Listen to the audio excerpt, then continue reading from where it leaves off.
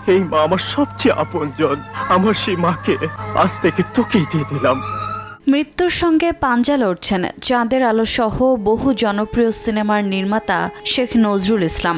দীর্ঘদিন অসুস্থ থাকার পর গত 16 নভেম্বর মাইল্ড স্ট্রোকে আক্রান্ত হওয়ার ফলে তার অবস্থার দ্রুত অবনতি ঘটে। পরে ধানমন্ডির ইবনে সিনা হাসপাতালের আইসিইউতে স্থানান্তর করা হয়। চিকিৎসকেরা 48 ঘণ্টার ক্রিটিক্যাল পর্যবেক্ষণ সময় বেঁধে দিয়েছেন, যা এখন পরিবারের জন্য দুশ্চিন্তা আর অপেক্ষার। 60-এর দশকে শেখ নজরুল ইসলাম চলচ্চিত্রে যাত্রা শুরু করেন কাহিনীকার হিসেবে। পরবর্তীতে খান আতাউর রহমান ও জহির রায়হানের সহকারী হয়ে চলচ্চিত্র নির্মাণে দীর্ঘ অভিজ্ঞতা অর্জন করেন তিনি। 1974 সালে মুক্তি পাওয়া চাবুক তার প্রথম পরিচালনা।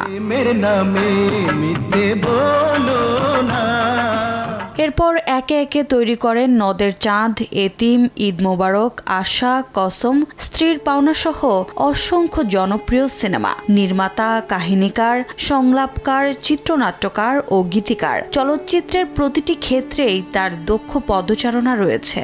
তুমি বা কোন সাহসে একটা ফালতু বাজে ছোকরার সাথে রাস্তাঘাটে রং তামাশা করো?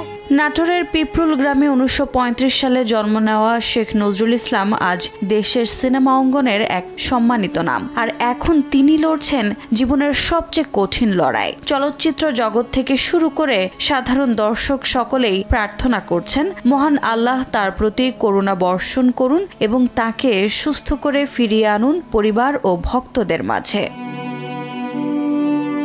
রোজা চৌধুরী, সময় সংবাদ, ঢাকা।